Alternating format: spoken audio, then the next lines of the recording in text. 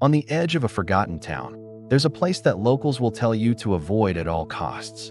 It's an old, abandoned psychiatric hospital, shut down more than 30 years ago.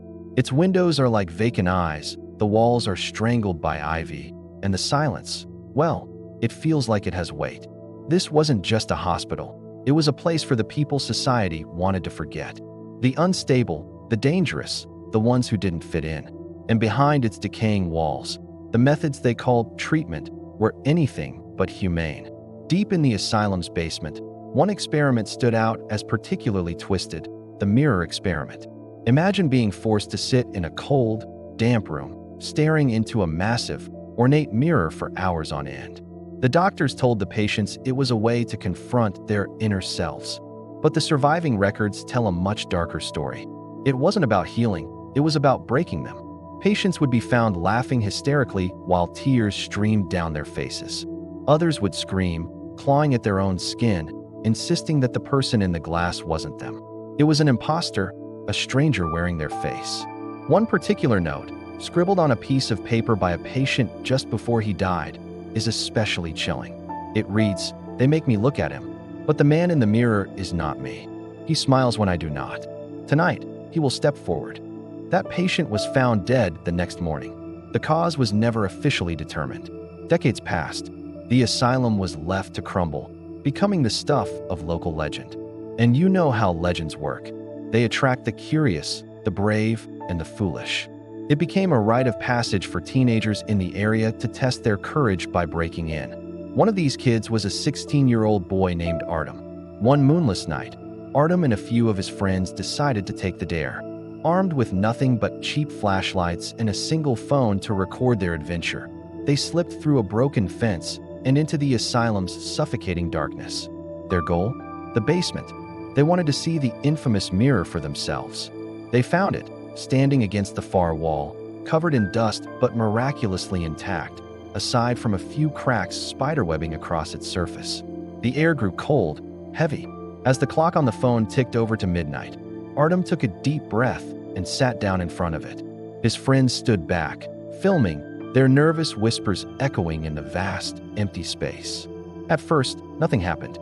Artem just stared into his own reflection, his face illuminated by the phone's light. The minutes stretched on. Then, on the recording, you can see it. Something is wrong. Artem's reflection starts to lag, just a fraction of a second behind his real movements. It's subtle, but it's there. It's like the connection between him and his image had been severed. And then, the reflection smiled. A slow, wide, unnatural grin. But Artem's own face remained perfectly still, a mask of concentration. His friends started to panic. You can hear them on the recording, calling his name, their voices trembling. "Artem? Dude, what's happening?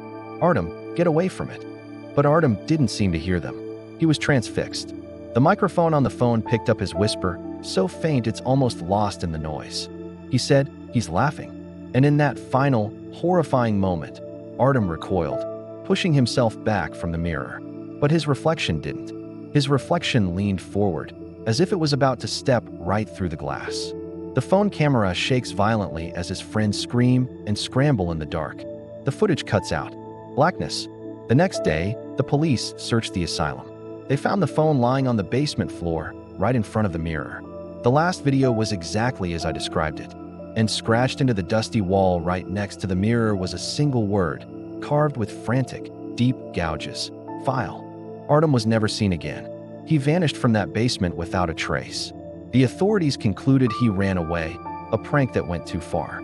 But his friends, and anyone who's seen the footage, know the truth is far more terrifying. What happened to Artem? Did he run?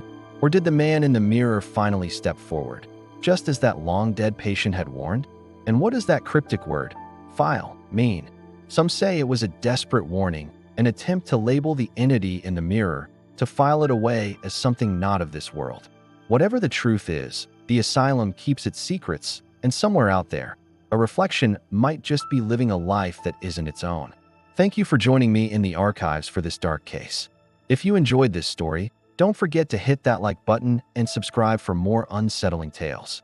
Stay safe out there, and maybe think twice before staring too long into any old mirrors. See you next time.